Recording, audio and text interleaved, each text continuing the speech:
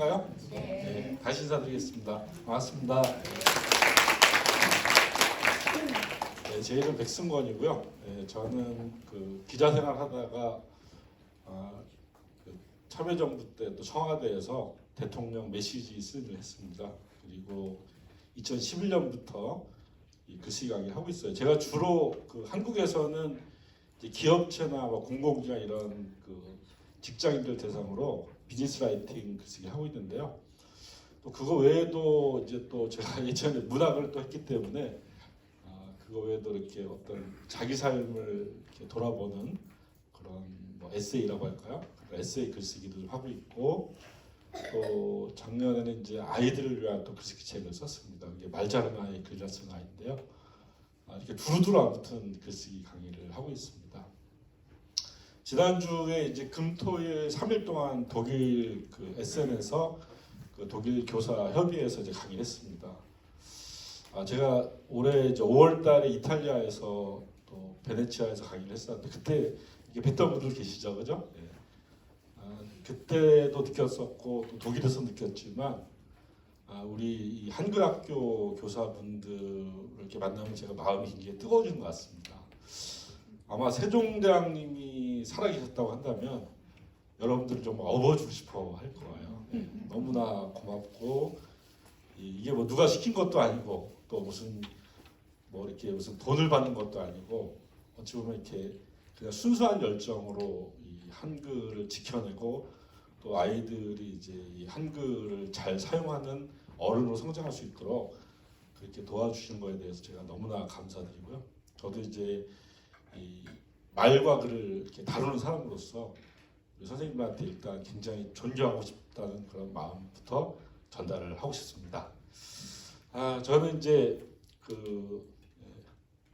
제가 2018년에 또 청와대 영빈관에서 강의를 했었고요.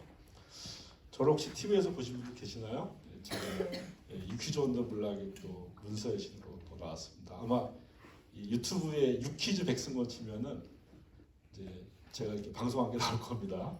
그리고 뭐 여러 가지 뭐 세밭이나 뭐 여러 군데 이제 강의를 했었고요. 이건 이제 제가 쓴 책들입니다.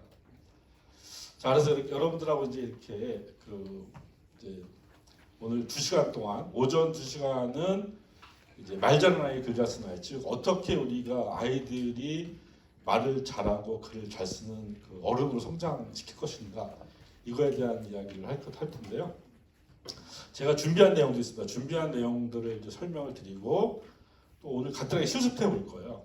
선생님들이 이제 실제로 아이들하고 어떻게 이 어휘력을 키우고 또 문장력을 키울 수 있는지를 할 수 있는 그런 이제 실습도 해보고요. 그리고 아마도 이제 제가 준비한 내용 외에도 여러분들이 또 현장에서 아이들을 이렇게 가르치면서 많은 문제점들이나 많은 고민들이 있을 것 같습니다. 그런 고민들을 이렇게 서로 기탄 없이 주고받는 그런 시간들을 가지면 좋을 것 같습니다. 그리고 강의 시간이 아니라고 하더라도 뭐 중간중간 휴식 시간에도 언제든지 제가 이제 여기 근처에 있을 거니까 뭐 궁금한 사항이나 이런 것들이 있으면은 저한테 이렇게 질문을 주시면 제가 아는 범위 내에서 설명을 드리도록 하겠습니다. 자, 오늘 이제 여러분들하고 말씀드릴 거는 이제 바로 읽기, 그 다음에 말하기, 쓰기 이 세 가지 영역에 대한 겁니다.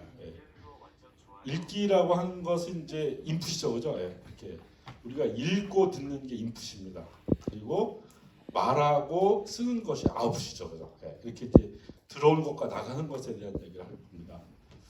아마도 이제 우리 선생님들이 아이들을 이렇게 이제 가르치면서 혹은 또 뭐 또 집안 내에서 또 아이들 교육을 고민하면서 이 읽기 쓰기 말하기에 대해서 굉장히 고민들을 많이 하실 것 같아요. 이 읽기 쓰기 말하기라고 하는 게 도대체 이제 어떤 의미가 있는지에 대해서 제가 뭐 여러 가지들을 준비를 하고 있는데 사실 제가 준비된 내용보다 최근에 벌어지고 있는 일을 말씀드리는 게 되게 좋을 것 같습니다. 제가 이제 회사 운영을 하고 있습니다. 직원이 한 9명 정도 되는데 저희들이 글쓰기로 이제 사업을 하는 회사를 운영을 하고 있습니다. 저희 회사에서 요즘에 뭘 하고 있냐면은 챗GPT 여러분들 아시나요? 네, 그렇죠. 요즘에 챗GPT AI 굉장히 이제 이제 우리한테 중요한 어떤 이제 패러다임 시프트를 보여주는 그런 이제 어떤 진보죠. 그 챗GPT에 이제 명령어를 넣는 걸 프롬프트라고 하죠, 그죠? 어떻게 프롬프트를 잘 쓰느냐에 따라서 챗GPT가 전혀 다른 어떤 결과물을 보여줍니다. 요즘에 심지어는 이제 AI가 그 어떤 이미지도 만들고 또 유튜브 동영상까지 만들어요. 네. 프롬프트에 입력을 시켜가지고 그래서 이렇게 프롬프트에 입력을 잘하는 기술 우리가 프롬프트 엔지니어링이라고 합니다. 엔지니어링. 근데 저희 회사가 이 프롬프트 엔지니어링 관련해서 이 매뉴얼을 개발하고 있어요. 그러니까 이 우리나라의 이제 꽤 유명한 기업에서 이 유튜브 콘텐츠를 아주 대량으로 만들려고 합니다. 그거를 그 사람 손으로 직접 하는 것이 아니라 AI를 통해서 만들려고 해요. 그러다 보니까 제일 중요한 게 뭐냐면은 프롬프트 어떻게 쓰느냐가 결국은 중요하게 된 겁니다. 그러니까 이 원고를 쓰는 이제 전문가들이 있습니다. 이 전문가들에게 원고를 어떻게 쓰라고 가이드를 해야 되고 또 그 사람들이 쓴 원고를 이 프롬프트 이 챗GPT AI에 최적화된 그런 형태로 또 수정을 해야 돼요. 근데 그런 일을 저희 회사가 하고 있습니다. 저는 그 국문학과 출신이고 일생을 그냥 이렇게 쉽게 말하면 그 문과생으로 살았던 사람입니다. 그런데 이렇게 산 사람이 지금 가장 어떤 뜨거운 어떤 IT 분야의 일들을 하게 된 것이죠. 그러니까 궁극적으로 이 IT의 어떤 여러 가지 진보가 다다른 게 뭐냐면 다시 글쓰기로 바로 또 다르다는 겁니다. 이게 이제 왜 아이들이 이 글쓰기 말하기 이 언어를 아주 민감하게 다루고 언어를 잘 다루는 것이 왜 이 아이들의 인생에서 중요한 것인가를 보여주는 아주 단적인 사례라고 생각하거든요. 네, 그래서 우리 이제 한글학교 선생님들은 어찌 보면 한글학교라고 하는 것은 이제 두 가지의 어떤 이중성이 있는 것 같아요. 하나는 우리 아까 이사장님께서 말씀하신 것처럼 한글과 한국 문화를 가리키는 이런 정체성이 있겠죠, 그렇죠? 또 하나는 아이들한테 말과 글을 가리키는 학교입니다. 그러니까 말과 글을 가리키는데 그 말과 글을 가리키는 언어가 이제 한글인 셈이죠, 그렇죠? 이것이 굉장히 이제 중요하다는 사실을 제가 최근에 이제 이 챗GPT 이야기를 하면서 이렇게 이제 말씀드리려고 합니다. 사실 이제 이 네덜란드 아마 비슷할 것 같은데 한국도 비슷하고 아이들이 이제 이렇게 뭐 초등학교, 중학교, 고등학교, 대학교를 막 이렇게 이제 공부를 합니다. 그래서 이제 어떤 일들을 시작하죠. 뭐 취직을 할 수도 있고 자기가 창업할 수도 있고 뭐 프리랜서가 될 수도 있겠죠, 그죠? 근데 요즘에 아이들이 이제 어떤 자기 분야에서 같은 일을 한 몇 년 정도 할 것 같아요. 그러니까 어떤 한 직장에 들어가거나 어떤 일을 하게 되면 평균 몇 년 동안 지속할까요? 예, 통계를 내봤더니 한 5년 정도로 합니다. 5년. 예. 옛날에는 뭐 평생 직장, 뭐 한 번 일 시작하면 10년, 20년 이렇게 했다고 한다면 지금은 5년 주기로 이렇게 바뀌는 겁니다. 예. 그러니까 우리가 아이들 열심히 이제 그 대학교 교육까지 시켜서 가면 뭐냐면 5년 일할 직장의 첫 열쇠, 그러니까 자물쇠라고 치면 그 첫 열쇠를 아이들한테 주는 겁니다. 네. 근데 이 아이는 5년 뒤에 또 다른 또 자물쇠를 열어야겠죠, 그죠? 그리고 이렇게 일만이 아니라 또 결혼도 해야 되고 어떤 커뮤니티에 속해서 일하기도 하고 또 아이들을 기르기도 하고 인생에 수없이 많은 자물쇠들이 있어요. 그러니까 이 자물쇠들을 이제 하나하나 다 열쇠를 열어야 되는 겁니다. 여러분들 모든 자물쇠를 열 수 있는 열쇠를 우리가 뭐라고 하죠? 네, 마스터키라고 하죠. 예, 우리 순우리말로는 바로 곁세라고 합니다. 곁세. 예, 곁세와 마스터키는 우리 순우리말로 하면 곁세죠. 바로 이 곁세가 뭐냐면 바로 말하기 글쓰기라는 거예요. 그러니까 말하기 글쓰기라고 하는 거는 그냥 어떤 한 특정 분야가 아니라 모든 삶의 일과 관계의 모든 분야에 적용할 수 있는 그런 이제 마스터키와 같은 겁니다. 그래서 우리 선생님들이 그런 마스터키를 지금 아이들한테 주는 그런 역할을 하고 계신다는 점을 제가 말씀드릴 수 있을 것 같고요. 자, 그러면 이제 그 책 읽는 것부터 한번 시작을 해볼까요? 어떻게 우리가 이제 아이들한테 책 읽기를 이렇게 가이드를 해야 될까요? 우리는 이제 책을 읽을 때 세 가지의 뭔가 강박관념이 있어요. 다돈, 많이 읽어야 돼. 아마 여러분들 학교 다닐 때 이런 그 한자어 기억하시나요? 남아수독 오고서.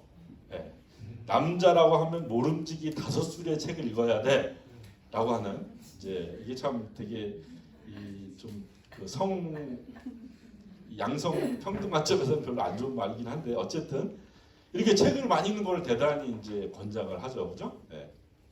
그 다음에 이제 완독. 야, 책 한 번 잡으면 끝까지 읽어야 돼. 그 다음에 순차독. 이 책 저 책 보지 말고 그냥 순서대로 이렇게 봐야 돼. 이렇게 이제 우리가 그런 이제 강박관념 같은 것도 있습니다. 저는 이렇게 다독, 완독, 순차독, 이것이 과연 아이들의 어떤 책 읽기에 도움이 되는 걸까 좀 의문을 갖고 여러분들한테 말씀드리려고 합니다. 사실 책이라고 하는 것은 사람을 만나는 것과 똑같아요. 우리가 사람을 만나다 보면은 그 사람과 되게 이렇게 여러 가지가 맞아요. 그럴 경우에 그 사람과 한 번, 두 번, 세 번 만나고 되게 깊어지겠죠, 그죠? 또 어떤 사람 만나보니까 아니야. 그러니까 이제 가급적 그 사람하고 이렇게 뭔가 엮이지 않으려고 이렇게 이제 슬슬 피하게 되겠죠. 또 어떤 사람은 그냥 뭐 한 번 만나고 잊혀진 사람도 있고, 그렇게 우리가 어떤 사람을, 그러니까 우리의 어떤 그 사람을 만났던 어떤 그 판단에 따라서 깊게 만나기도 하고 얕게 만나기도 하고 이렇게 하잖아요. 그러니까 그것과 마찬가지로 책도 마찬가지입니다. 어떤 강박관념을 가질 필요가 없어요. 자유롭게 읽을 필요가 있습니다. 그야말로 프리스타일을 읽는 게 좋겠죠. 여기 이런 말이 있습니다. 어떤 책은 맛보고, 어떤 책은 삼키고, 어떤 책은 잘 씹어서 소화해야 한다. 이거는 이제 이 영국의 철학자 프란시스 베이컨이 이제 했던 말입니다. 이렇게 책에 따라서 어떤 거는 그냥 이렇게 맛만 보고, 어떤 거는 아주 날 것을 소화하고, 이런 것들이 필요하다는 거죠.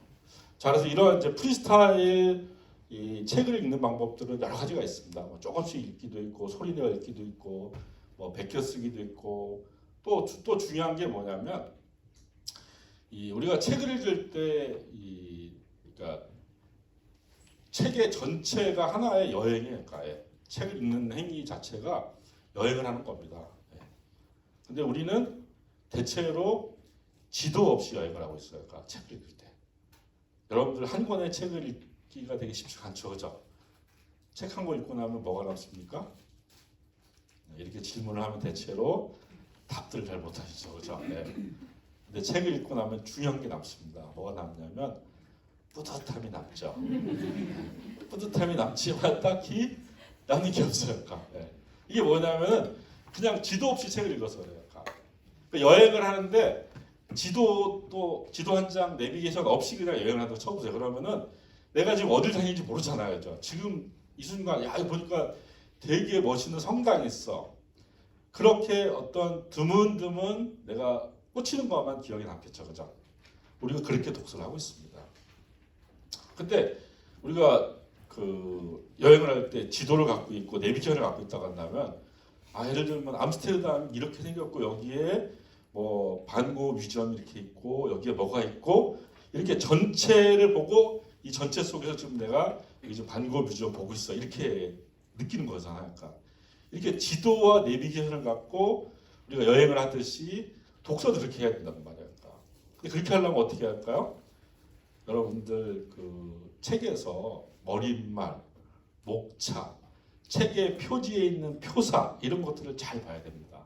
거기에 바로 그 책의 지도가 담겨 있어요. 그러니까 우리는 책을 읽기 전에 지도부터 먼저 잘 봐야 되는 겁니다. 지도를 다 보고 난 다음에 머릿속에 지도를 입력하고 이 사람은 이제 이런 식으로 이렇게 내용들을 전개해 나가는구나 지도를 머릿속에 입력한 다음에 지금 읽는 부분이 바로 이 지도에 여기에 해당되는구나 이런 식으로 독서를 해야 되는 겁니다. 근데 이런 식으로 하지 않고 그냥 막 읽다 보니까 읽고 나서 별로 남는 게 없어요. 자, 이렇게 이제 이런 독서도 필요하고요. 자, 그래서 이제 이렇게 어떤 프리스타일의 독서가 필요한데, 그 전에 이제 더 중요한 게 있습니다. 뭐냐면 우리 여기 네덜란드의 학부모님은 이제 그럴 일이 없겠지만 이 한국의 학부모님들은 아이가 막 걷기 시작하면 벌써 프레베르 문고 100권짜리, 웅진 어린이 문고 100권짜리 것도 사야까. 그래서 다 이렇게 아이 방에다 이렇게 쟁여둡니다. 그리고 이제 흐뭇하게 얘가 이제 이거 하나씩 읽겠지 이렇게 하는 거예요, 그죠? 네. 좀 더 잘하면 또 뭘 할까요? 좀 더 잘하면은 서울대생이 꼭 읽어야 될 책 20가지. 네. 이를테면 뭐 서울교육청이 학부모에게 추천하는 책 몇 가지 이렇게 이런 책들을 우리가 이제 학부모들이 막 아이들 사서 주는 거예요. 네. 여러분들 이거가 바로 뭐냐면 아이들을 책으로부터 점점점 멀어지게 하는 바로 비결이 바로 이런 것들입니다. 네. 바로 이건 뭐냐면 아이에게 책을 읽는 행위가 어떤 즐거움의 행위가 아니라 어떤 뭔가 이 고통스럽게 하나하나 이렇게 헤쳐나가야 될 행위를 이렇게 만드는 겁니다. 저는 사실 그 서울대생이 읽어야 될 책 20가지 이런 걸 얘기할 때마다 참 저건 말이 안 된다고 생각하고 있습니다. 네. 서울대생이 읽어야 될 책 20가지 보면 빠지지 않는 게 뭐 총균세, 정의란 무엇인가 이 책인데 여러분들 한번 읽어보셨나요? 정의란 무엇인가? 제가 정의란 무엇인가를 읽었는데 너무너무 어렵더라고요. 제가 사실 저도 고등학교 때부터 책 많이 읽고 쓰고 말하는 게 직업인 사람이니까 얼마나 책을 많이 읽었겠습니까? 그런데 정의란 무엇인가 엄청나게 어려운 책이에요. 총균세 엄청나게 어려운 책이에요. 그런 책을 입시 공부하느라고 책이라고는 거의 보지 않았을 아이들이 대학에 서울대생이 됐다고 해서 그걸 읽어내는 힘이 있을까요? 못 읽어냅니다.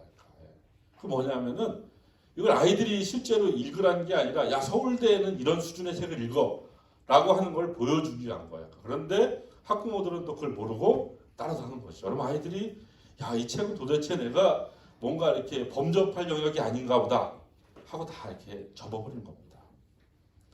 자 우리는 아이들한테 먼저 아이들이 그 읽고 싶은 책을 이렇게 해줘야 될까. 그게 만화책이도 상관없습니다. 여러분들 아이들이 왜 게임을 좋아할까요? 왜 게임 좋아하는 것 같아요? 재밌으니까? 네, 당연하죠. 네. 자, 책은 보면은 글을 쓴 사람이 이렇게 뭔가 길을 다 이미 다 정해놨어요. 그냥 그 길 따라가는 거잖아요, 그렇죠? 근데 게임은 뭘까요? 게임은 내가 선택할 수가 있어요. 여기서 이런 선택을 할까, 저런 선택을 할까? 이 선택에 따라서 굉장히 다양한 어떤 모듈이 가능해요.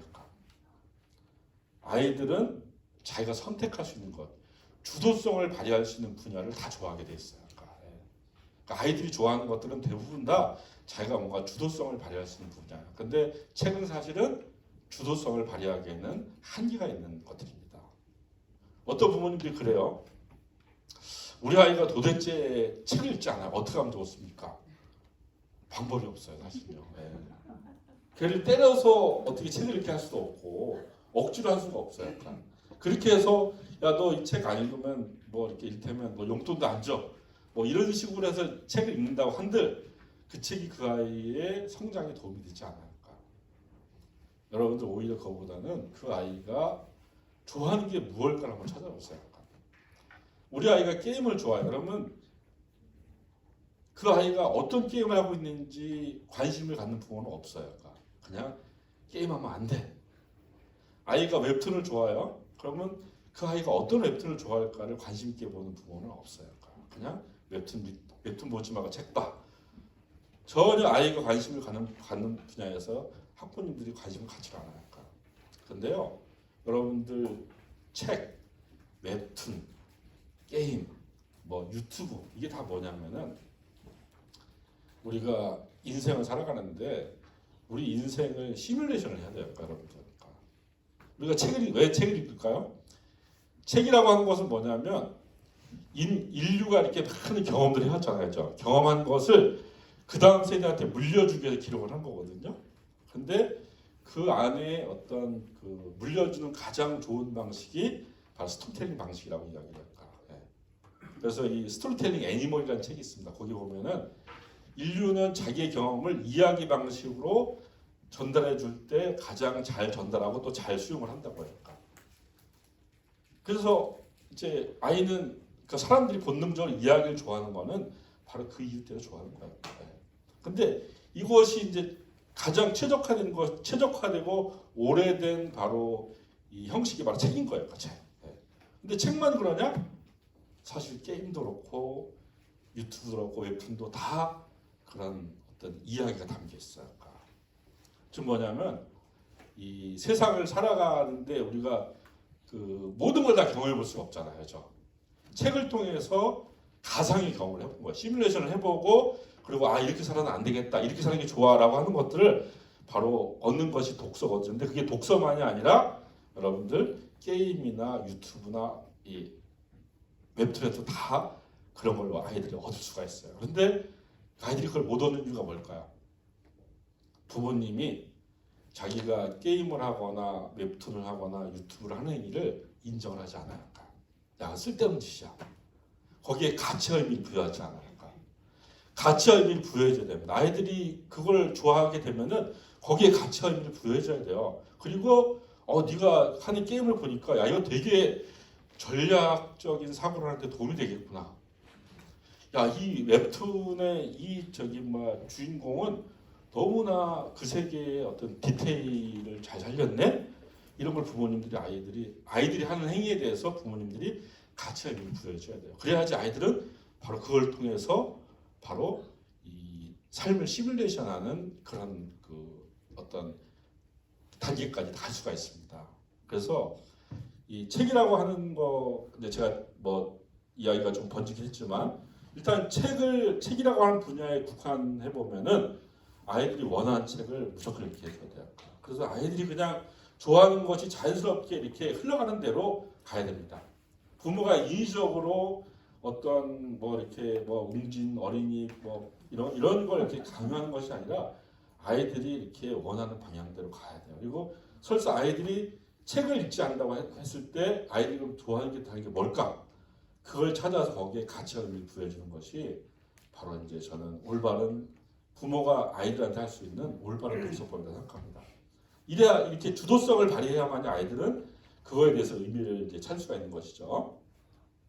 자, 그래서 이제 몇 가지 이제 바로 그렇게 책을 이제 읽었을 때 몇 가지 제가 주도성을 발휘하기가 쉬운 것은 아니지만 이제 주도성을 발휘할 수 있는 방법들에 대해서 몇 가지 이제 아이디어를 한번 드리려고 합니다. 첫 번째가 바로 슬로우 리딩입니다.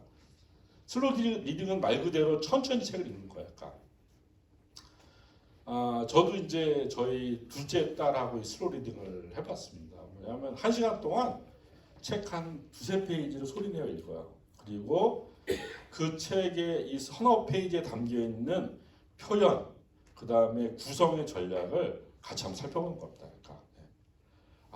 이 작가는 왜 여기서 이렇게 묘사를 했을까? 그 다음에 여기서 왜 이 성경의 어떤 아브라함 이야기가 왜 등장했을까? 이런 걸 한번 이야기를 해보는 겁니다. 또 하나는 이 배경 지식을 한번 찾아보는 거예요. 저희 둘째 아이랑 이제 랩걸이라고 하는 책을 한번 같이 슬로우 리딩을 했습니다. 랩걸은 이제 이 미국의 그 과학자 호프 자런이라고 하는 이제 과학자가 자기 어떤 자전적 삶을 다룬 책이 바로 랩걸이에요. 근데 그 랩걸에 보면은 이 호프 자런이 이제 미네소타주에 살았어요. 그리고 자기 가족뿐만 아니라 자기 일가 친척들이 전부 다 돼지 도축업을 하고 있습니다. 그럼 왜 미네소타의 사람들은 저렇게 돼지 도축업을 할까? 궁금하잖아요. 그래서 미네소타 돼지 도축업하고 스마트폰에다 쳐보는 겁니다. 서로. 그러면 정말 우리가 생각지도 못했던 정보들이 쏟아지는 거죠. 여러분들 미국의 이제 초기 이민자들 있잖아요. 영국, 프랑스, 이탈리아. 이 사람들은 이 미국에서 정말 좋은 땅을 다 차지해서 이민을 왔어요. 그 사람들이 주로 이제 지금 LA 동부의 주요 도시, 서부의 주요 도시에 이 사람들이 터를 잡았죠, 그죠? 근데 이제 후기 이민자들이 있어요. 바로 이제 노르웨이, 스웨덴, 덴마크 이런 쪽에 북유럽 쪽 사람들이 이제 그 나중에 이제 이민을 옵니다. 근데 이 사람들은 이제 갈 데가 없는 거예요. 갈 데가 없다 보니까 이 초기 이민자들이 살지 않는 땅을 찾다 보니까 저쪽에 이제 이 캐나다 국경 근처에 아주 춥고 이 1년에 농사를 한 3, 4개월밖에 지을 수 없는 그런 아주 척박한 땅으로 갈 수밖에 없었던 거예요. 근데 거기서 농사를 져서 먹고 살 수 없으니까 이 뭔가 주류 사회가 하기 싫어하는 일들, 도축업 같은 일을 하는 겁니다. 그리고 또 그쪽은 추운 날이 많기 때문에 돼지고기가 잘 상하지도 않아요, 약간. 예. 이러다 보면 이제 이 노르웨이의 이민사가 나옵니다. 호프자란이 그 노르웨이 이민 집안이거든요. 그리고 또 미네소타의 미식축구 풋볼 팀 이름이 미네소타 바이킹스일까 이런 게 쭉 나오는 겁니다. 한 시간 동안 책 3페이지 놓고서 그렇게 어떤 글을 하나하나 이렇게 만져가면서 또 글 속에 담겨 있는 배경 지식을 스마트폰으로 서로 찾아가면서 그렇게 읽는 게 바로 슬로우 리딩입니다. 여러분들 이 슬로우 리딩은 원래 그 일본에서 시작됐어요. 일본의 어느 한 국어 교사가 교과서도 아니고 그냥 책 하나 선정합니다. 1년 동안. 그래서 아이들하고 1년 내내 수업 시간에 슬로우 리딩을 하는 거예요. 그러니까 1년 동안에 책 한 권을 띄는 겁니다. 이런 방식으로 해가지고. 근데 놀랍게도 일본에서 가장 동경대에 제일 많은 학생을 보낸 학교가 바로 그 학교예요. 그리고 원인을 분석해봤더니 그 슬로우 리딩이 그런 역할을 한 겁니다. 아이들이 슬로우 리딩을 되게 좋아합니다. 왜냐하면은 뭔가 많이 읽어야 되는 부담감을 갖지 않아도 돼요. 한 권, 한 서너 페이지를 아주 곱씹어서 아이들과 같이 보는 겁니다. 그리고 이거는 여러분들 요즘에 스마트폰이 있기 때문에 스마트폰을 찾아보면 다 배경 지식은 다 해볼 수가 있어요. 뭐 로알드 달의 뭐 어떤 소설에도 보면은 거기에 무슨 뭐 매미 이야기라면 매미의 어떤 매미는 그 8년 동안 땅 속에 묻혀 있다가 그 다음에 지상에 나와서 뭐 10며칠 동안 그 이렇게 짝짓기를 하고 다시 이런 것들이 다 나옵니다. 그러니까 이 슬로우 리딩이야말로 아이들이 이제 맨날 다 부모님들한테 스마트폰 한다고 맨날 혼나는데 이 스마트폰으로 이제 정말 독서와 연관된 일을 해보는 겁니다. 그래서 이 슬로우 리딩을 이제 아이들하고 독서하는데 한번 해보십시오. 이거 은근히 재밌습니다. 있고요. 여기 나오네요. 여기 로알드 달의 소설 마틸다에 보면은 여기 보면 이제 뭐 이렇게 이제 마틸다가 친구들의 학기말 통지표를 곤충에 비유하며 상상 속에서 작성한 장면이 나옵니다. 이렇게 보면 이제 메뚜기가 배 부분에 청각기관을 갖고 있는데 베네사의 청각기관은 전혀 쓸모없다. 매미가 땅 속에서 애벌레 눈물을 보내고 땅 밖으로 나와 유기를 보내는데 울프레드는 아직 번데기다. 이렇게 이제 이 마틸다가 이제 친구들을 비유하잖아요. 그러면 여기서 포털 사이트에 메뚜기의 청각기관을 찾아보면 되게 흥미로운 얘기가 나오는 겁니다. 이게 이제 뭐냐면 그냥 주어진 글을 쓴 사람의 책을 쓴 사람의 주어진 텍스트를 그대로 수동적으로 받아들인 것이 아니라 그걸 활용해서 능동적으로 어떤 배경 지식이나 더 깊게 읽기를 하는 것이죠. 자, 이런 이제 게 있고요. 또 하나는 이제 또 이야기 바꾸기가 있습니다.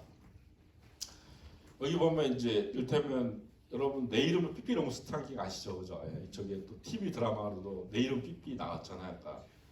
그러면 이제 여기 나온 어떤 설정들을 바꿔서 또 아이들하고 해볼 수가 있습니다. 자, 이 PPT는 나중에 다 또 공유하니까 이제 이 PPT 나중에 보시면 좋을 것 같아요. 그 다음에 무엇보다 또 중요한 것이 바로 요약하기입니다. 여러분들, 그러니까 네덜란드 교육은 어떤지 모르겠어요. 한국 교육의 저는 제일 큰 문제점은 요약을 배우지 않는 거예요. 한국 교육의 제일 큰 문제점은 독후 감상문만 쓴다는 겁니다. 독후 감상문. 독후 감상문이 뭐예요? 책의 일부분을 조금 쓰고 그 다음 자기 느낌을 다는 거잖아요, 그죠?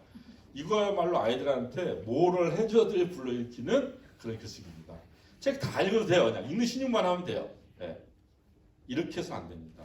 우리가 한 편의 글을 읽든 한 권의 책을 읽든 간에 그 책을 요약을 해보는 겁니다. 요약을 해보면은 뭐가 보이냐면은 정말 다른 게 보여요. 여러분들 그 책을 읽고 우리는 책을 통해서 무엇을 얻을까요? 그 글을 쓴 사람의 지식, 경험, 통찰, 또 뭐 재미 이런 것들을 얻잖아요, 그죠? 근데 이거보다 더 중요한 게 있어요. 책을 우리가 읽었을 때 얻어야 될 것 같은 게 뭐냐면 이 작가가 이 책을 통해서 독자를 설득하고 있잖아요. 설득하고 있어요. 설득의 방법을 알아야 되는 거예요. 이 설득의 방법을 배울 수 있는 제일 좋은 게 바로 독서입니다.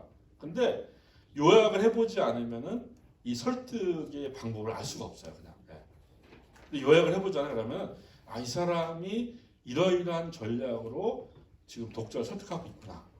이걸 알게 돼요. 근데 이게 왜 중요할까요? 우리 인생이라고 하는 거는 평생을 누군가를 설득하면 하는 거예요. 네. 내가 학교 가서 친구나 선생님을 설득하고 직장에서 나의 상사나 동료들을 설득하고 고객을 설득하고 집에서 배우자를 설득하고 아이를 설득하고 커뮤니티에서 또 나의 동료들을 설득을 하는 거예요. 설득을 잘하는 것이 인생에서 어떤 행복과 성공을 주는 굉장히 중요한 요건들입니다. 근데 이거를 뭘 배울 수 있냐면 책으로 배울 수 있어요. 근데 요약을 하지 않으면은 그 설득의 전략이 보이지 않아요. 그래서 무엇보다 요약하는 게 무엇 중요합니다. 이제 여러분들 오후 시간에 할 때 바로 이제 저랑 한번 요약을 해볼 거예요. 이 요약을 통해서 이 글이라고 하는 것들이 어떻게 구조화되는지. 네. 글이라고 하는 건 그냥 글 쓴 사람이 막 이렇게 그냥 이 어떤 내용들을 나열한 게 아니에요. 마치 한 채의 집처럼 이렇게 그 어떤 건축물을 만든 겁니다. 집이라는 게 어떻습니까? 집은 그 집에 들어갈 사람이 이제 자기가 원하는 게 있을 거 아니에요. 나는 이런 집을 살고 싶어. 또 어느 정도 내가 돈을 지불할 수 있어. 또 그 집이 놓여지는 어떤 땅의 어떤 형태가 있을 거 아닙니까, 그죠? 이런 모든 요소를 고려해 가지고 집을 짓는 거잖아요. 어떤 자재와 설계도를 갖고 집을 짓는 거잖아요. 그것처럼 한 편의 글도 집을 짓는 것과 똑같아요. 우리가 그걸 요약을 통해서 배울 수가 있어요. 이건 이제 이따 말씀드리도록 하겠습니다. 자, 그래서 이제 이런 것들을 이제 우리가 해볼 수가 있어요. 여기 보면 이제 뭐 이렇게 예문들이 나와 있어요. 이건 나중에 여러분들이 PPT 화면을 보시고 이제 해보시기 바라겠습니다. 이게 이제 어떤 논리적인 요소가 강한 글을 요약할 방법도 있고, 그 다음에 스토리텔링, 이야기가 강한 글을 요약하는 방법들이 있어요. 이런 것들은 이제 이렇게 한번 살펴보시기 바라겠고요. 자, 다음에 이제 말 잘하는 것에 대해서 한번 이야기 해보도록 하겠습니다. 자, 우리가 말을 잘한다고 하는 건 뭘 의미할까요? 말을 잘한다고 하는 거는 이제 우리가 보통 어떤 이야기를 막힘없이 정말 술술하는 것을 말 잘한다고 생각해요. 그런데 그건 달변이 갑니다. 말 잘하는 게 아닙니다. 말을 잘한다고 하는 건 뭐냐면 내가 말을 통해서 누군가를 설득할 수 있어야 돼요. 설득하는 것이 말을 잘하는 겁니다. 자, 그런데 설득을 하려면은 무엇이 중요할까요? 무엇보다 그 말에 용건이 있어요. 용건은 저 사람 내가 어떤 결정과 판단을 했어요. 이 내 결정과 판단을 저 사람이 공감하도록 하는 게 바로 용건이에요. 근데 이 용건만 말하는 것이 아니라 용건과 함께 근거를 얘기해야 돼요. 왜 이 판단이 맞는지, 왜 이 결정이 맞는지를 보여줄 필요가 있어요. 근데 우리는 아이들하고 어떻게 우리가 이야기를 할까요? 우리는 대체로 아이들과 부모는 보통 근거를 별로 말하지 않아요. 용건만 얘기해요. 아이들이 이렇게 얘기하죠. 엄마한테. 엄마, 나 장난감 사줘. 끝. 아이는 그거밖에 얘기해요. 용건밖에 얘기하지 않거든. 그리고 부모님은 얘를 장난감을 사줄까 말까만 고민하지 그 이상 고민하지 않죠. 그죠? 네. 또 부모님 아이들한테 야, 방 청소 안 할래? 용건만 얘기하죠. 그죠? 그걸 말하지 않아요. 네. 이렇게 이제 이 가족 내에서는 주로 용건만 갖고 다 소통을 하는 겁니다. 그런데 괜찮아요. 왜냐하면 가족에서는 서로 굉장히 어떤 우호적 집단이잖아요. 그러니까 아무리 개떡같이만 해도 찰떡같이 알아듣는 게 바로 이제 이 가족이라고 하는 구성원이거든요. 근데 가족 밖을 나서면 어떻게 될까요? 가족 밖을 나서서 용건만 얘기해서 되는 게 있을까요? 없죠, 그죠? 이제 이 가족 밖을 나서면은 그때부터 근거를 얘기하기 시작해야 돼요. 학교 안에서 내가 근거를 갖고 설득해야 되고, 그 다음에 직장 생활에서 또 근거 갖고 이야기해야 돼요. 그러니까 근거를 갖고 있지 않으면은 내 용건만으로 누구 설득할 수가 없어요. 근데 우리는 집안에서 근거를 말하는 법을 배우지 않았어요. 안타깝게도. 자, 한번 여기 볼까요? 여기 보면 이제 아이와 부모가 있어요. 우리 교장 선생님 두 분이, 한 분이 아이 하시고 한 분이 부모 하시면 좋을 것 같아요. 네. 우리 박현주 교장 선생님이 선생님이 아이하시고 옆에 선생님, 선생님, 저 김유숙 교장 선생님이 부모를 하시기 바라겠습니다. 자, 예, 그렇죠. 이제 서로 연극하듯이 하시면 돼요. 예, 자, 해보십시오. 예. 그냥 앉아서 하십시오. 나 게임할래요. 왜 게임이 하고 싶니? 게임은 재밌잖아요. 또 다른 이유가 없을까? 게임을 하면 너무 어려운데 순발력이 좋아지는 것 같아요. 어떤 상황이 발생했을 때 빠르게 대응할 수 있으니까요. 그렇구나. 게임에서 이겨야 하니까 작전을 짜는 능력도 생기겠네. 맞아요. 머리를 써야 해요. 그런 능력을 전략도 사라고 하는 거야. 정말요? 게임에 좋은 점만 있는 게 아니라는 건 너도 알고 있지? 그럼요. 저도 그런 거 가면서 볼 줄 안다고요. 박수. 제가 독일에서 이걸 해봤는데 우리 한글학교 교사님들은 전부 다 이렇게 연극을 하셨던 것 같아요. 너무 잘하세요. 그냥 단순하게 읽는 것이 아니라 이렇게 어떤 그 뭔가 극적인 느낌이 아주 살아나게 이렇게 말씀하신 것 같습니다. 자, 하나 더 볼까? 요거는 우리 또 여기 앞에 선생님이 저기 아이라시고 옆에 남자 선생님이 또 부모를 해보세요. 자, 읽어보십시오. 네. 안 보이세요? 그러면 우리 선생님 보이시죠? 그럼 선생님이 아이, 남자 선생님이 부모. 자, 거꾸로 가도 좋겠다. 우리 선생님 아이 하시고 부모. 자, 치킨 먹고 싶어요. 며칠 전에도 먹었는데 그래도 먹고 싶어요.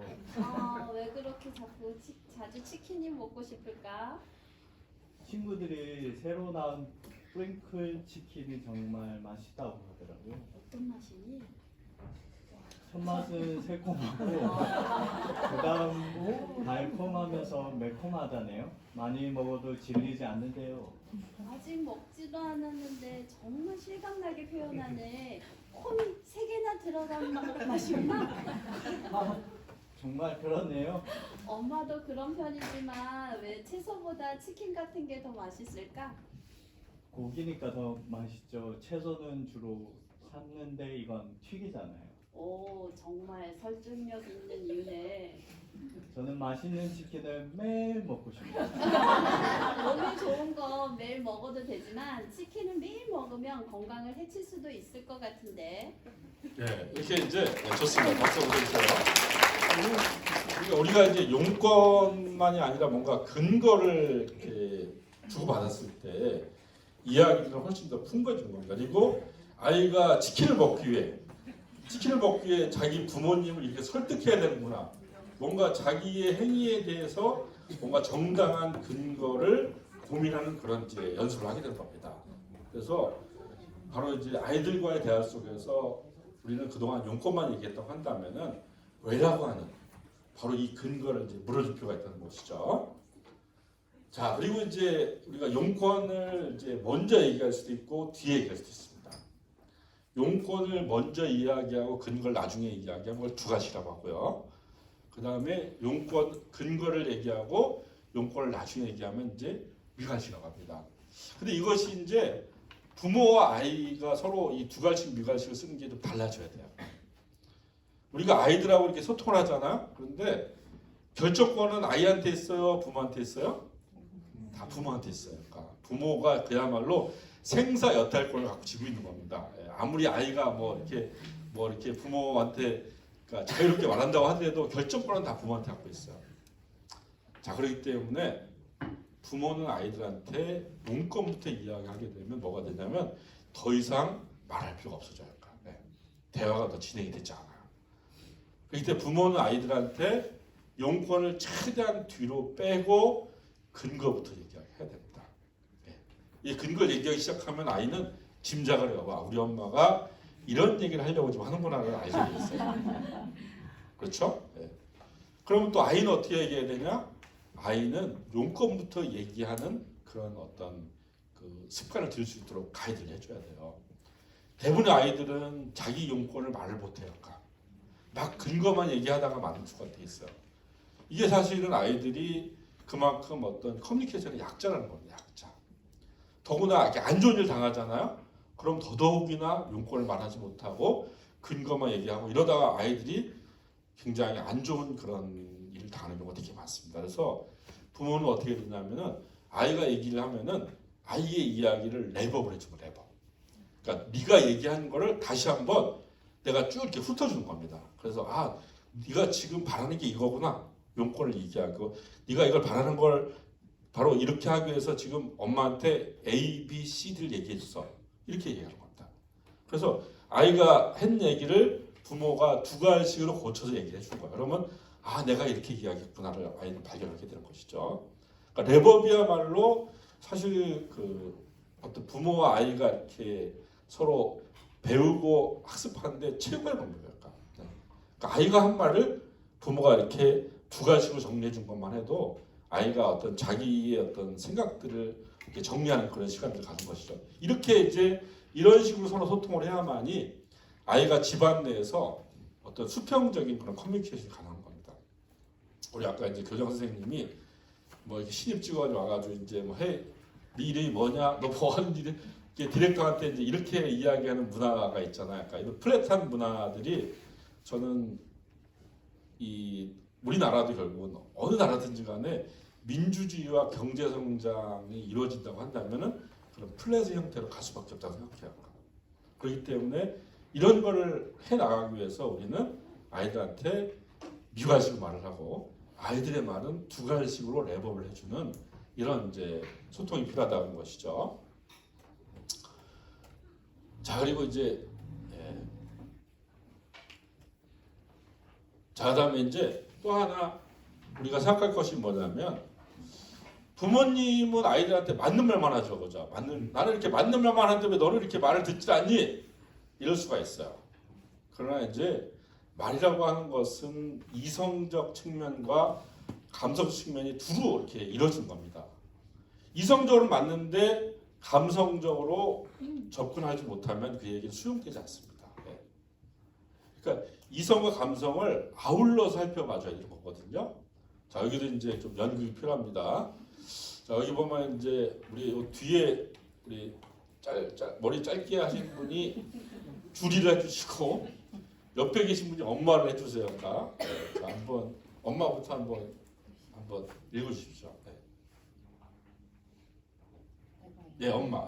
그렇죠. 주리는 엄마를 생각하면 뭐가 떠오르니? 딱따구리요. 그래? 그럼 너는 뭐라고 생각하니? 딱따구리가 쪼아대는 나무요. 딱따구리를 미워하는 아픈 나무요. 딱따구리가 나무를 쪼아대는 건 다 이유가 있어서 그런 거야. 나무에 있는 벌레를 잡아서 나무가 잘 크도록 도와주고 싶어서 그런 거야. 알아? 그래서 작은 벌레로 자기 새끼들을 키우는 게 딱따구리야. 그런데 어떻게 엄마를 미워할 수 있니? 너를 위해서 그렇게 하는 건데. 누가 딱따구리가 잘못했다고 했어? 나무가 아프다고. 난 아프다고 말했는데 엄마는 왜 엄마 이야기만 해? 나 엄마가 틀리다고 이야기한 적 없는데 왜 엄마는 늘 혼자 그렇게 상상하고 함부로 말하느냐고? 박수. 하나씩 이제 이 연기 욕심인 마음으로 넘쳐가고 있습니다. 그러니까 우리가 이제 이렇게 소통하고 있지는 않은가. 그러니까 그냥 맞는 말인데 왜 이 맞는 말을 수용하지 않을까 이렇게 생각할 수 있거든요. 여러분들 그 지당한 말씀을 지당한 방식으로 한 걸 우리가 뭐라고 하는지 아세요? 옳은 이야기를 옳은 방식으로 한 걸 뭐라고 하는지 아세요? 그게 바로 꼰대입니다. 꼰대는 항상 옳은 말만 해요. 지당한 말씀만. 그런데 문제는 뭐냐면 상대방이 수용하지 않죠. 왜냐? 옳음과 지당함의 기준이 상대방이 있는 게 아니라 나한테 있기 때문에. 내 기준에서 옳은 거예요. 그러니까 내 기준에서 옳고 내 기준에서 지당한 거를 상대방한테 이렇게 강요하는 겁니다. 이러면 소통이 되지 않죠. 그러면 아, 또 시작했구나. 그냥 아이들 딱 철벽을 딱 치죠. 이거는 뭐 꼭 부모와 아이만의 소통이 아니라 모든 관계 소통이 다 마찬가지죠. 그렇죠? 자, 그러면 이제 서로 한번 이렇게 이성과 감성, 정서와 이치를 헤아리는 말하기는 또 어떻게 달라질까요? 자, 우리 연기파 배우 두 분께서 또 한 번 더 해주시기 바라겠습니다. 예. 글씨가 잘 안 보여서. 잘 안 보여. 예. 자, 또 엄마를 바꿔보겠습니다. 네. 자, 해주십시오. 주리는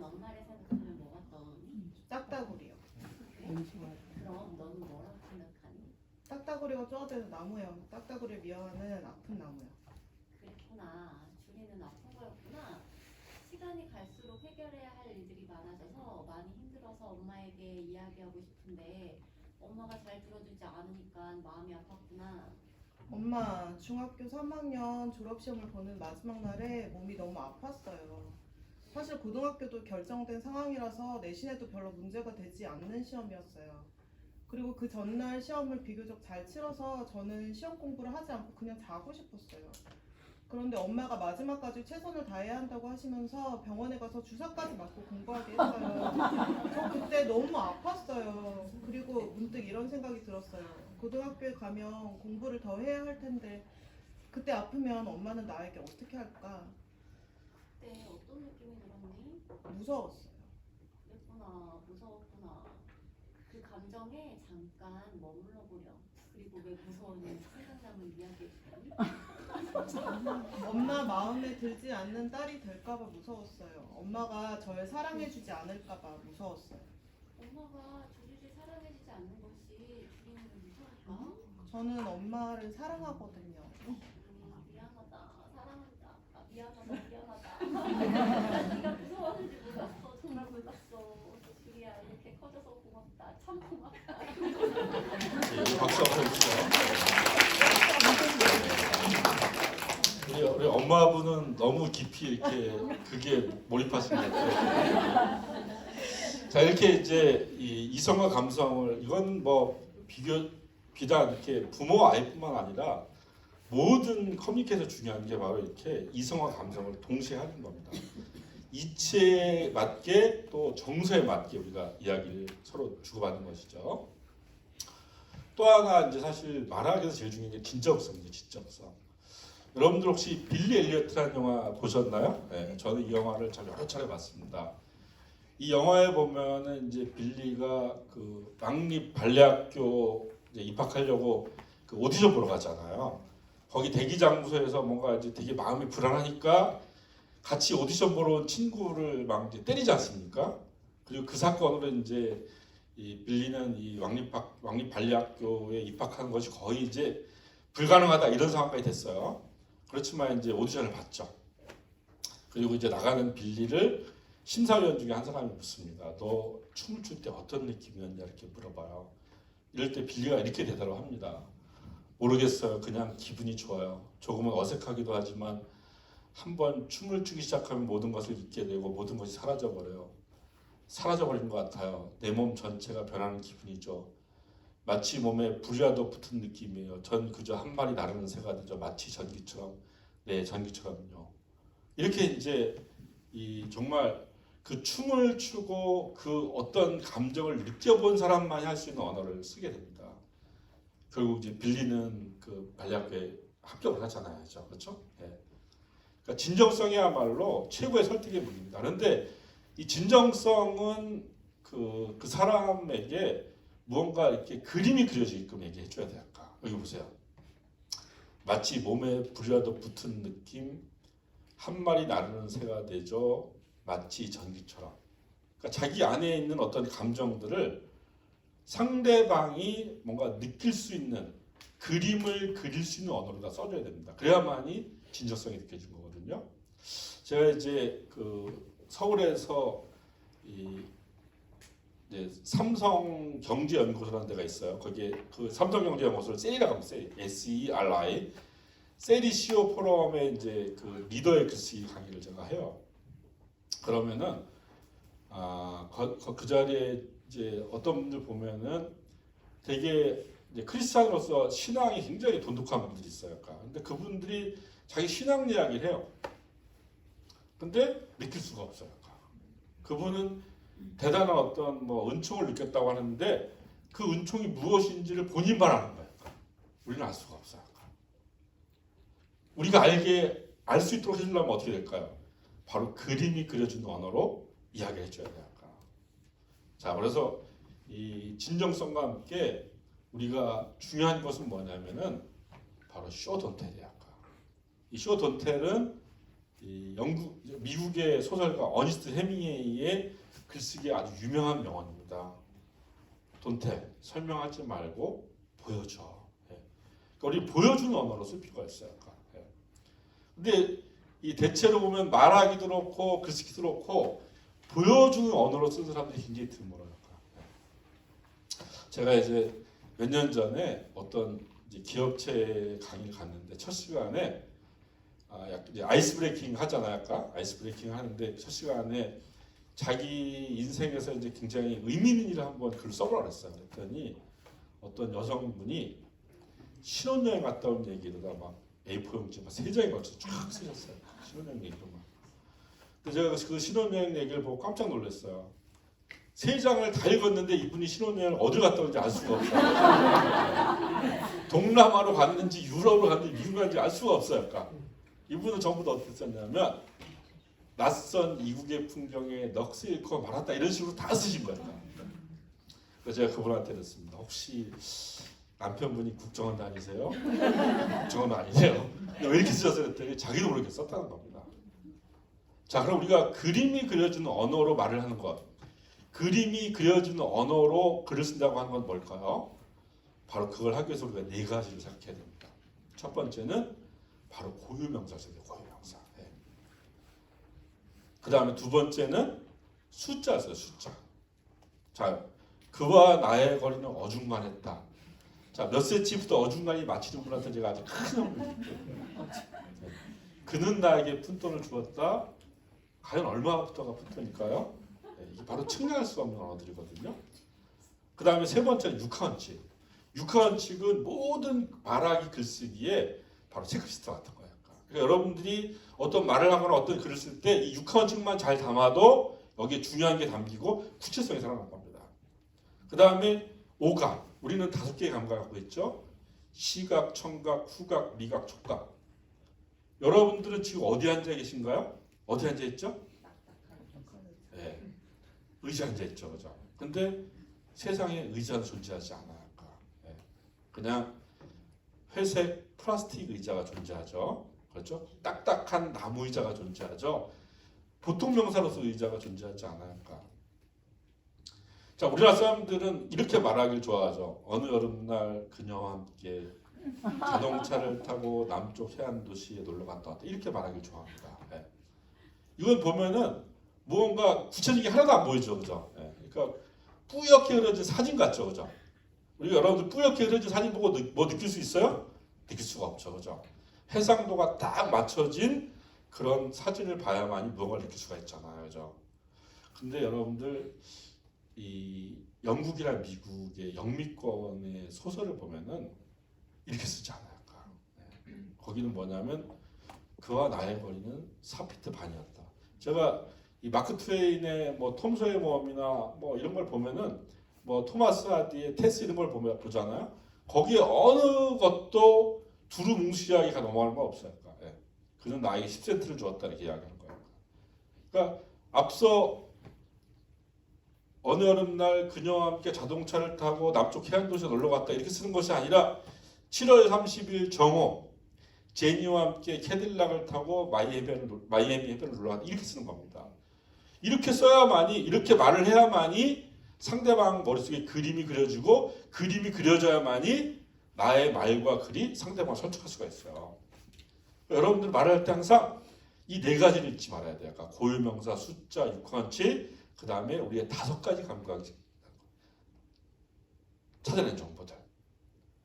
글을 쓸 때 있잖아요. 글을 쓸 때 글을 다 쓰고 난 다음에 이 5가지를 넣잖아요. 그럼 어떤 일이 벌어지냐면 글의 해상도가 갑자기 좋아져요. 글이 선명해져요. 그러니까 글을 잘 쓰는 유일한 방법이 뭐냐면 글을 다 써놓고 거기에 고유명사, 숫자, 육하원칙, 오감의 정보를 집어넣는 글을 새로 써보는 거예요. 그러면 확 좋아지게 돼 있어요. 여러분들은 이 쇼돈텔 이걸 한번 잘 이렇게 생각하시 바라겠습니다. 그러니까 이 강좌를 통해서 많은 어떤 얘기들을 듣겠지만은 특히 여러분들한테 강조하고 싶은 게 바로 쇼돈텔. 어떻게 하면은 아이들이 이렇게 그 텔링의 언어가 아니라 쇼잉의 언어로 말할 수 있게 해줄 것인가 그런 걸 가이드 해줘야 될까. 글을 쓸 때 뭐 이렇게 말을 할 때 아이들을 그렇게 가이드를 해줄 필요가 있습니다. 자, 그리고 무엇보다 또 육하원칙이 참 중요합니다. 육하원칙으로 대화하면 많은 것들이 달라져요. 아빠랑 점심 먹고 산책할까? 아니요. 끝이죠. 더 이상 할 얘기가 없어요. 맞죠? 할 얘기가 없어요. 자, 그런데 육하원칙으로 얘기하면 이렇게 얘기할 수 있죠. 아빠랑 언제 산책할까? 오후까지 친구들과 공룡 전시 보기로 했어. 저녁 먹고 할까요? 이렇게 바뀔 수가 있죠. 이번 여름 휴가는 제주도 어때? 지난번에도 갔는데 더 할 얘기가 없어요. 이번 여름 휴가는 어디로 갈까? 요즘 양양바다에 서핑이 유행한데 여름 휴가 때 서핑을 배우고 싶어요. 엄마 대신 정연이가 청소기 좀 돌려줄래? 저 바빠요. 엄마 대신 누가 청소기 좀 돌려줄래? 정연이 바쁘니까 제가 할게. 그 대신 다음에 정연이 내 차례야. 이렇게 이제 바로 육하원칙으로 얘기를 하는 걸 우리가 뭐라고 하냐면 열린 질문이라고 해요. 열린 질문. 열린 질문은 많은 이야기들이 그 다음에 이어질 수가 있어요. 그런데 이렇게 예 아니요랑 맞게 답을 할 수 없는 거를 닫힌 질문이라고 하는 거예요. 그러니까 열린 질문으로 말하고 답하도록 이렇게 우리가 아이들하고 소통할 필요가 있겠죠. 자, 그리고 무엇보다 중요한 게 바로 경청입니다. 경청. 이 경청을 부모님들이 잘해야만이 말 잘하는 아이가 생길 수가 있어요. 이 경청을 이 영어로는 액티브 리스닝이라고 합니다. 그러니까 적극적으로 듣는 거, 적극적으로 그냥 듣는 것이 아니라. 여러분들 얼마나 경청을 잘하는지 한번 우리 테스트 해볼까요? 자, 이 경청의 이 듣기 유형을 이제 분류해봤습니다. 절벽형, 상대방 이야기를 들으려 하지 않음. 건성형, 상대방 이야기를 듣긴 하지만 건성으로 듣거나 알아듣지 못함. 매복형, 상대방 이야기를 듣고 말꼬리를 잡거나 반박하려 함. 직역형, 상대방 이야기를 고지고대로 듣기만 하지 속도를 알아채지 못함. 경청형, 상대방 이야기에 귀 기울이고 이해하려고 들음. 여러분들은 무슨 형일까요? 네. 자, 여러분들을 또 평가할 수 있는 체크리스트가 있습니다. 나중에 한번 조용히 이제 이 파워포인트 받으시고 한번 체크를 해보세요. 나는 과연 몇 개나 여기 해당되는 것인지. 자, 이렇게 한번 살펴볼 시간 갖고요. 그 다음에 이제, 그 다음에 잠깐만요. 그 다음에 이제 글쓰기를 이야기하도록 하겠습니다. 글쓰기를 또 오후 시간에 또 얘기를 하니까 간단하게 말씀드릴게요. 그러니까 여러분들이 이제 한국에서 이렇게 대부분 초등학교 다니셨죠, 그죠? 네. 여러분들이 그 글을 써서 이 세상에 처음 내보이는 글이 뭐죠? 일기잖아요, 일기, 그죠? 네. 근데 일기를 선생님이 검사하죠, 그죠? 그죠? 그래서 선생님이 일기를 딸기밭으로 만들었잖아요. 네. 제가 우리 딸내미가 이제 초등학교 들어갔을 때 일기 검사를 맡은 걸 제가 보고서 굉장히 걱정을 많이 했어요. 거기 보면은 맞춤법 틀린 거 선생님이 다 지적하고 있고 심지어는 우리 딸의 일상인데 우리 선생님 더 잘 알아요. 이거 아니잖아. 네. 이렇게 썼어요. 그러니까 그걸 보면서 어떤 생각이 들었냐면 이 아이가 글을 써서 처음 세상에 내보이는 글인데 글을 내보였더니 돌아온 거는 지적질밖에 없는 거예요. 그럼 어떻게 될까요? 아, 글은 가급적 쓰지 않는 게 좋구나.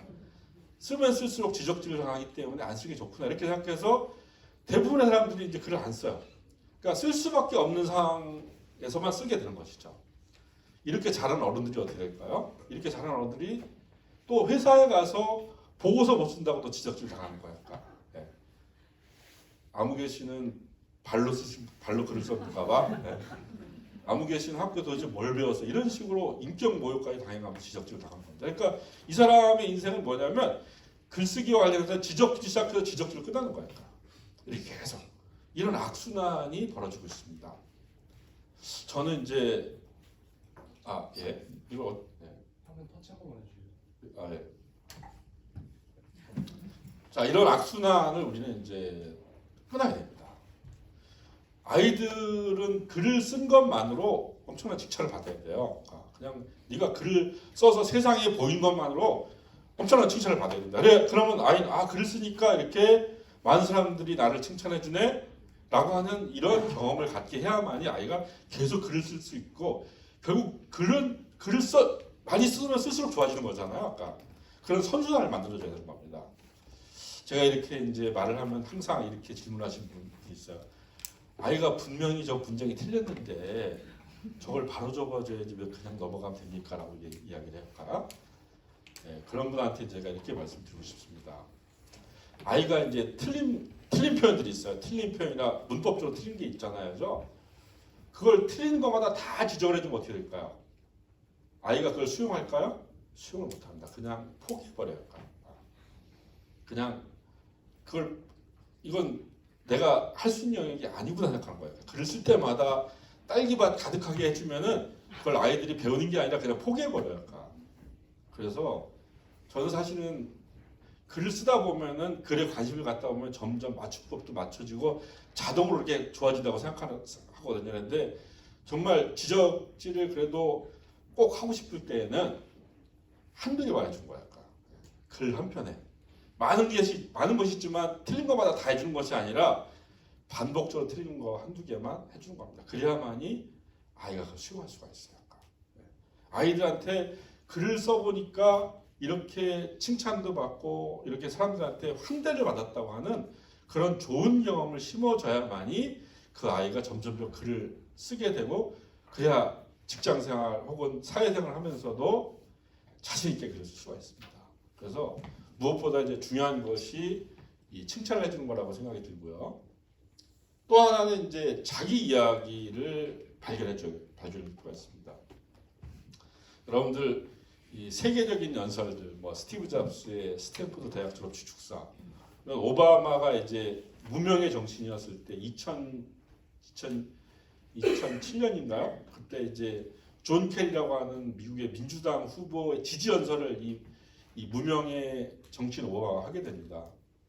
여기 보시면 다 자기 이야기예요. 자기 할아버지는 영국의 가사 노예였고, 그 다음에 자기 아버지는 케냐의 그런 마을에 태어나서 어렵게 해서 미국에 와서 유학을 하게 됐고, 자기 어머님은 노동자 집안에 태어나서 또 해서 그렇게 자란 어머님과 아버님 사이에 내가 태어났고, 이런 내가 바로 이 미국의 민주당 대선 후보 지지 연설을 할 수 있게 된다는 것 사실 자체가 미국의 위대함입니다. Yes, we can 이렇게 하는 거거든요. 그러니까 자기 이야기야말로 최고의 바로 설득의 무기입니다. 근데 우리는 자기 이야기를 그러니까 거창한 것만 생각하고 있어요. 거창한 것만 자기 이야기라고 생각하고, 무슨 자소서 쓰게 되면은 거창하고 특별한 걸 이렇게 앞세우고 정말 사소하지만 의미 있는 일을 발견하고 있지 못해요. 제가 이제 제 고향이 충북 괴산입니다. 그래서 어느 여름날 괴산으로 이제 휴가를 갔어요. 갔더니 제가 휴가 왔다는 소문이 나서 그 지역에 이제 귀촌한 여성들, 그 괴산은 귀농 귀촌한 분들이 굉장히 많습니다. 귀촌한 여성분들 모임에서 글쓰기 강의 좀 해달라고 이제 요청이 왔다. 휴가 갔는데 그래서 뭐 이제 가서 했는데 거기서 어떤 분의 글을 읽고 제가 굉장히 감동을 받았습니다. 뭐냐면 이분은 이제 귀촌한 지 한 1년 정도 된 여성인데 이제 내려와서 아이가 생긴 거예요. 그래서 이제 아이를 청주의 산부인과에 가서 이제 아이를 낳았습니다. 괴산은 이제 그 충청북도의 그 도청 소재지가 괴산 청주잖아요. 그래서 근데 아이를 낳고 이제 돌아오는 풍경을 썼는데 뭐라고 썼냐면은 운전하는 남편의 뒷모습을 처음 보았다고 했었어요. 자, 아이를 낳기 전에는 어땠을까요? 옆에 조수석에 탔겠죠. 그러니까 남편의 뒷모습을 볼 수가 없죠. 운전하는 남편의 뒷모습을. 근데 아이를 낳으니까 조수석이 아니라 뒷좌석에 타겠죠. 그죠? 그리고 운전하는 남편의 뒷모습을 처음 본 거예요. 봤는데 뭔가 이제 이 식구가 하나 더 늘었고, 이 귀농 귀촌 생활의 어떤 삶의 무거움이 보이는 거예요. 여러분, 이런 게 위대한 글입니다. 이렇게 아주 사소한 것으로부터 가치와 의미를 부여해서 우리가 그걸 글로 표현할 수 있는 것이 정말 중요한 거예요. 그러니까 여러분들은 아이들한테 혹은 스스로한테 거창하고 대단한 이야기를 쓰라고 할 것이 아니라 되게 사소하지만 거기에 가치와 의미를 부여하는 이야기를 발견하게 해줘야 돼요. 그 과학자들이 이런 얘기를 하더라고요. 인생은 원래 목적이 없어요. 우리가 목적 있게 태어난 게 아니잖아요. 그냥 태어난 거예요. 우연히 태어난 겁니다. 물론 이제 뭐 그 우연이라고 하는 것들이 또 이제 신앙을 가진 분들한테는 어떤 신의 섬이라고도 이야기할 수 있겠지만 그냥 태어난 거야. 그러니까 이 세상에 이제 어떤 사람들은 투사됐다고 그러죠. 던져졌다고 얘기도 하죠. 그러니까 그냥 태어났어요. 근데 우리 삶은 그렇게 따져보면 무의미한 거잖아요. 그러니까. 근데 우리는 무의미하게 살 수가 없어요. 그러니까 우리 삶을 지탱하려면 뭔가 거기에 의미가 있어야 되잖아요. 그러니까. 근데 그 의미는 스스로 부여하는 거예요. 그러니까. 가치와 의미를 내가 부여해야만이 내 삶이 가치와 의미 있는 삶이 되는 겁니다. 네. 글도 마찬가지. 글도 내가 하고 있는 어떤 사소한 행동들, 나의 어떤 경험들을 내가 가치와 의미를 부여해야만이 읽는 사람도 가치와 의미를 느끼게 되는 거예요. 그러니까 아이들이 뭐 자소설 쓰거나 혹은 자기에 대해서 이야기 쓸 때 그렇게 가치와 의미를 부여하는 바로 그런 어떤 눈을 뜨게끔 해줄 필요가 있죠. 이 스티브 잡스나 이 오바마의 글을 보면은 그런 것들이 굉장히 많습니다. 그냥 사소한 일인데 거기에 가치와 의미를 부여해서 그걸 모든 사람에게 이제 공감할 수 있도록 하는 그런 능력들이 있는 것이죠. 자, 그래서 이제 여기 보면 혁범 형성이라는 말인데 혁범 형성은 뭐냐면 범은 평범하다 뜻이에요. 평범한 것을 혁신해서 성 위대한 것으로 만드는 것이 바로 혁범 형성인데 바로 글쓰기라고 하는 거는 이제 이런 거라고 하는 걸 말씀드리고요. 자, 그리고 이제 이거는 이제 넘어가고요. 자, 그리고 여러분들하고 이제 한번 바로 이제 한번 실습을 해보려고 합니다.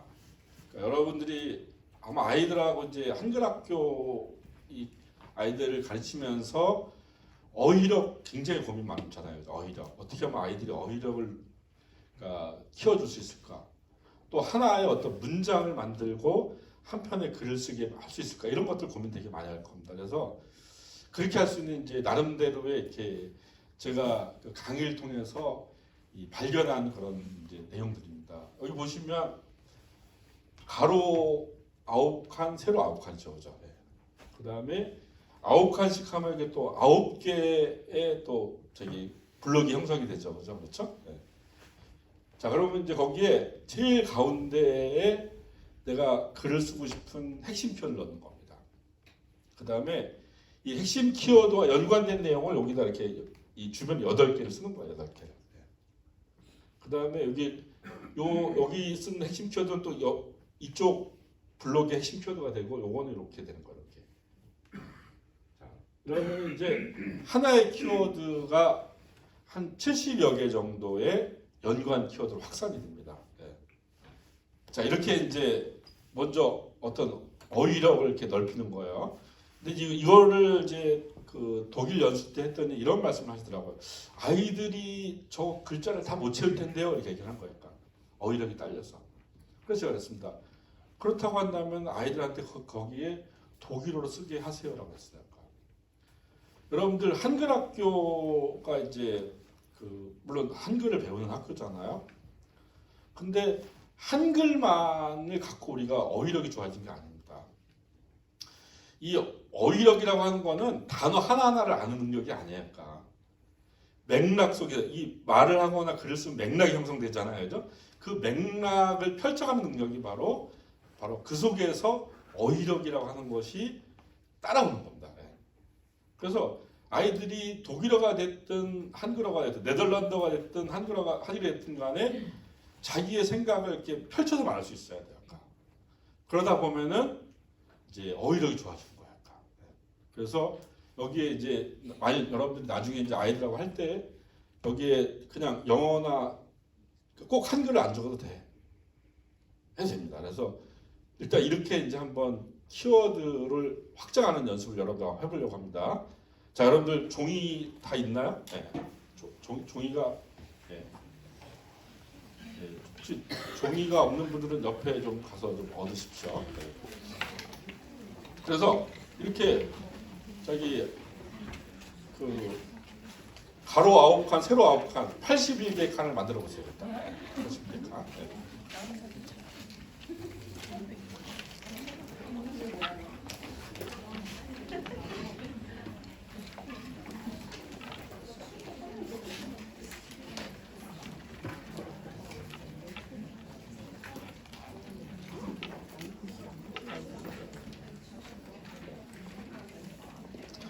자, 81개의 칸을 만드시고 이렇게 아홉칸 여기 경계 부분은 좀 진하게 이렇게 해주세요.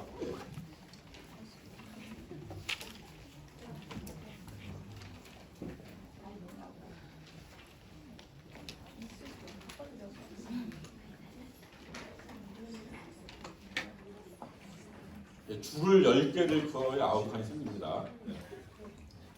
세로 10줄, 가로 10줄을 그으면 9칸에서 82칸이 생기죠. 그리고 또 9칸씩 이렇게 그 경계 부분 좀 진하게 이렇게 해주세요. 네.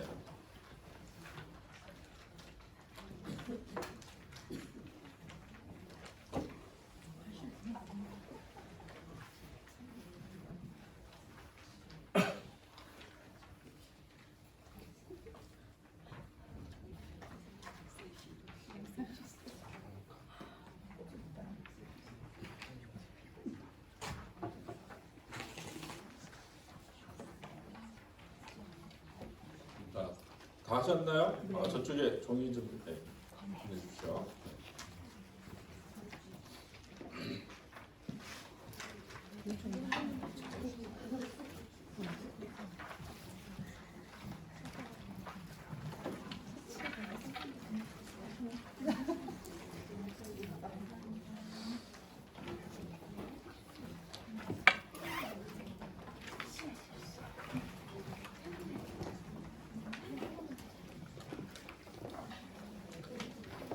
자, 이제 여러분들 다 하셨으면은 여기 가운데 칸 있잖아요. 가운데 칸 제일 중앙에 뭘 쓰시냐면 한글학교 써보세요. 한글학교. 자, 그래서 한글학교라고 쓰시고 한글학교 연관된 키워드 8개를 이렇게 쓰겠죠, 그죠? 그다음에 이 8개를 갖고 다시 이게 또 여기에 핵심 키워드가 되어서 결국 이제 이 81칸을 다 채운 겁니다. 시간을 제가 얼마큼 드리냐면요. 15분을 드립니다. 지금 이제 12분이거든요. 그래서 27분, 15분 만에 이거는 그러니까 15분 만에 채우려면 어떻게 되냐면 생각을 깊게 해서는 안 돼요. 그냥 내가 시간 내에 이걸 다 채워야겠다. 이런 마음을 갖고 하셔야 됩니다. 자, 여러분 이해 가셨죠? 맨 가운데 한글학교라고 치고 한글학교 연관된 키워드를 8개를 쓰시고 그 다음에 요거를 또 이렇게 각각 여기에 다른 블럭의 핵심 키워드를 해서 또 그 연관된 내용도 8개를 쓰시는 겁니다. 어떤 분이 여기 이렇게 비워놓으니까 또 비우신 분인데 비우면 안 돼요. 여기 다 쓰시는 겁니다. 자, 그럼 여러분들이 이제 다 쓰고 나면 제가 몇 분 거를 촬영을 해서 또 이제 여러분들 그 피드백을 또 드릴 겁니다. 자.